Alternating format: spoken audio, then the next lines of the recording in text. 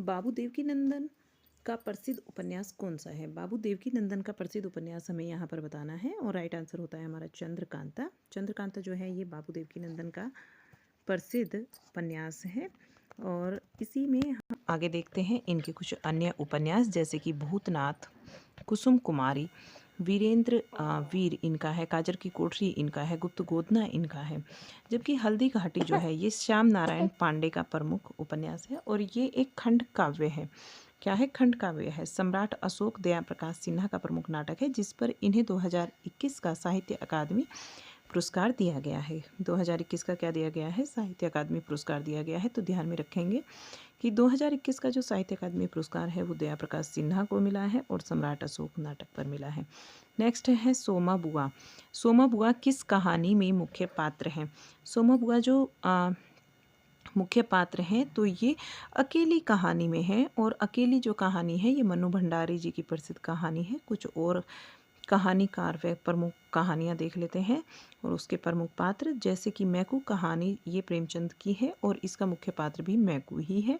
पंचलाइट कहानी फणीश्वर नाथ रेणु जी की है और मुख्य पात्र है गोधन। तथा शरणदाता जो कहानी है ये अज्ञे जी की है, इसके प्रमुख पात्र हैं देवेंद्र लाल जी। नेक्स्ट क्वेश्चन बनता है हमारा, आगे क्वेश्चन आएगा क्वेश्चन नंबर 51, जिसमें जगदीश चंद्र माथुर का नाटक नहीं है। ये आपसे पूछा जाता है क्वेश्चन नंबर 51 में कि इसमें जगदीश चंद्र माथुर का प्रमुख नाटक नहीं है, कौन सा नहीं है? तो देखिएगा, जगदीश चंद्र माथुर जी ने कोणार्क लिखा है। ये कोणार्क जो है ये जगदीश चंद्र माथुर का है। सारदिया है, पहला राजा है, लेकिन अंधा युग इनका नहीं है। अंधा युग जो है वो धर्मवीर भारती के द्वारा लिखा गया एक प्रमुख गीति नाट्य है। ठीक है। नेक्स्ट क्वेश्चन है क्वेश्चन नंबर 52, इनमें से कौन सी बोली पश्चिमी हिंदी वर्ग की नहीं है? पश्चिमी हिंदी वर्ग के अंतर्गत अवधी नहीं आती है, ये मैंने आपको बहुत बार पढ़ाया है। अवधी, बघेली और छत्तीसगढ़ी ये पूर्वी हिंदी के अंतर्गत आने वाली बोलियां हैं, और पूर्वी हिंदी का जो विकास हुआ है वो अर्धमागधी अपभ्रंश से हुआ है, ये ध्यान में रखेंगे। एक ये भी ध्यान में रखिएगा कि अवधी को जो है वो कोसली और बैसवाड़ी के नाम से जाना जाता है, और यह जो है एक उदासीन आकार बहुला की बोली है। उदासीन आकार बहुला वाली बोली है। यह अयोध्या, लखीमपुर खीरी, बहराइच, गोंडा, बाराबंकी, लखनऊ, सीतापुर, उन्नाव, फैजाबाद, सुल्तानपुर, रायबरेली, प्रयागराज, जौनपुर तथा मिर्जापुर और प्रतापगढ़ आदि में बोली जाती है, आदि स्थानों पर बोली जाती है। तो इसे ध्यान में हम रखेंगे। आगे देखिएगा क्वेश्चन नंबर 53, जिस भाषा में अरबी, फारसी, तुर्की शब्दों का अधिक प्रयोग होता है वह कौन सी भाषा है? जिस भाषा के अंतर्गत अरबी, फारसी, तुर्की शब्दों का अधिक प्रयोग होता है वो कौन सी भाषा है? वो है हमारी हिंदुस्तानी भाषा। जिसमें अरबी, फारसी, तुर्की शब्दों का अधिक प्रयोग होता है वह हिंदुस्तानी भाषा है, और हिंदी और उर्दू का मिश्रित रूप ही हिंदुस्तानी कहलाता है। मुस्लिम परंपरा के कवियों और विद्वानों ने उत्तर भारत की मध्यकालीन जो जन भाषा थी उसको हिंदवी शब्द से संबोधित किया है। भारत में जब अंग्रेज आए थे तो वे इसी हिंदवी को हिंदुस्तानी की उन्होंने इसको संज्ञा दी थी। क्वेश्चन नंबर 54, वरदान उपन्यास के लेखक कौन है? वरदान जो उपन्यास है ये प्रेमचंद जी का है, और इनके जो अन्य उपन्यास हैं ये भी देखते हुए चलिएगा कि प्रेमचंद जी ने जो अन्य उपन्यास लिखे हैं उनमें आता है सेवा सदन, प्रेमाश्रय, रंगभूमि, कायाकल्प, निर्मला, प्रतिज्ञा, गबन, क्रमभूमि, गोदान और मंगलसूत्र इनका अपूर्ण उपन्यास है, ये ध्यान में रखेंगे। और अंतिम है, ठीक है, अंतिम पूर्ण उपन्यास में आता है आपका गोदान। भीष्म साहनी के जो उपन्यास हैं उसमें तमस, बसंती, झरोखा, मैयादास की माड़ी, कड़ियाँ तथा नीलू, नीलिमा, नीलोफर आता है। काफ़ी इम्पोर्टेंट है आपका नीलू, नीलिमा, नीलोफर। कमलेश्वर के उपन्यास को देख लीजिएगा। डाक बंगला, काली आंधी पूछा जाता है, ठीक है।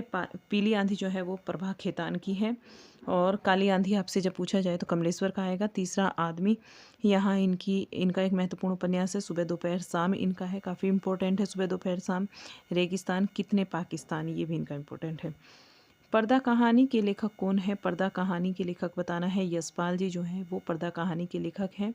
इनकी अन्य कहानियाँ हैं पिंजरे की उड़ान, मकरील, अभिषिप्त, अभिशप्त और फूलों का कुर्ता तथा धर्मयुद्ध इनकी प्रमुख कहानियाँ हैं।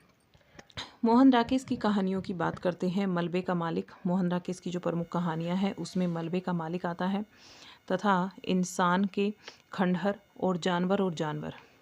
ठीक है, ये मोहन राकेश की प्रमुख कहानियाँ हैं।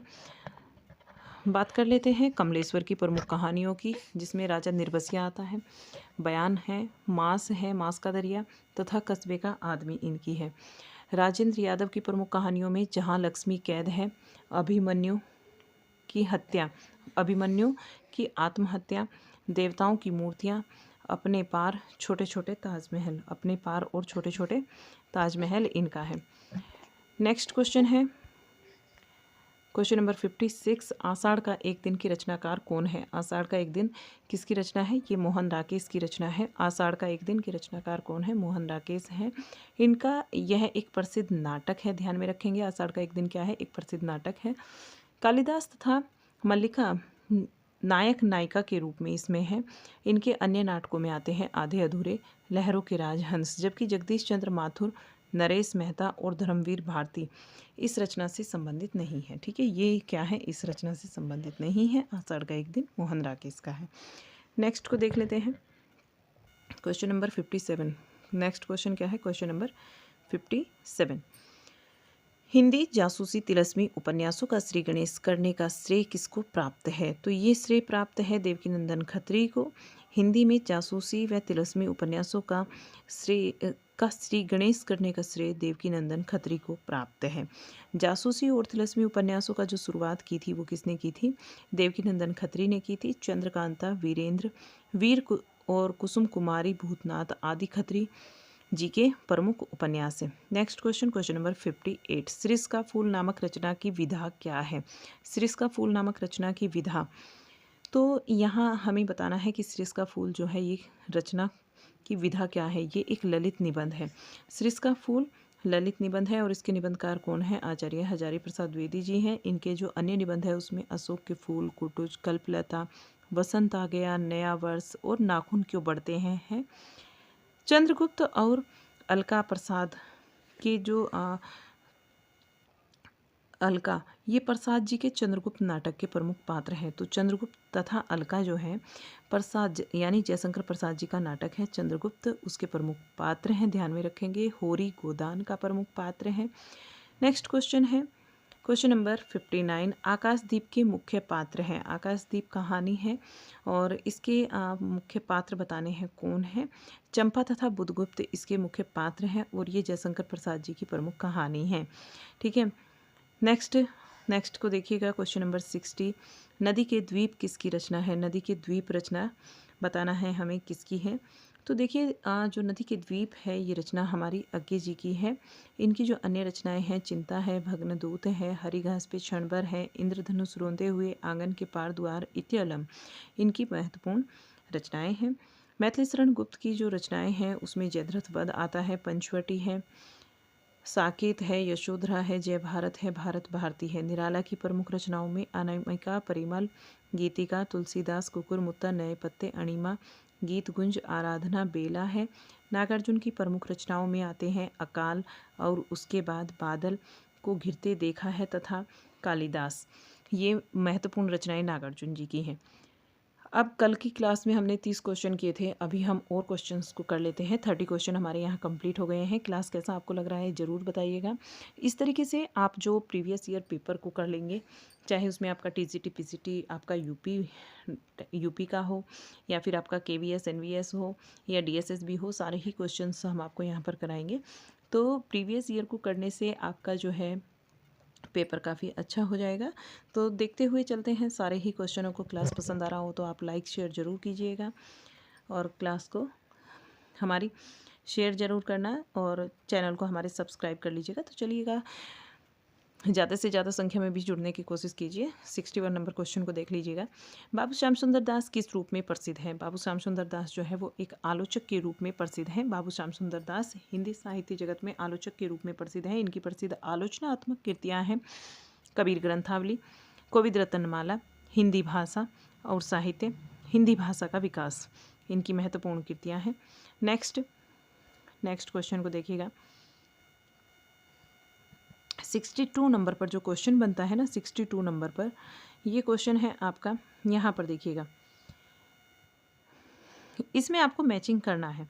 प्रेमचंद की जो कहानी है ये आपको बताना है कौन सी कहानी है। प्रेमचंद की शतरंज के खिलाड़ी इनकी महत्वपूर्ण कहानी है। जयशंकर प्रसाद की कौन सी है, आकाशदीप इनकी प्रमुख रचना है। और भगवती प्रसाद वाजपेयी की है निंदिया लागी। जैनेन्द्र कुमार अपना अपना भाग्य। क्वेश्चन 63 इसमें भी हमें सुमेलित करना है। गोविंद वल्लभ पंत की जो रचना है वो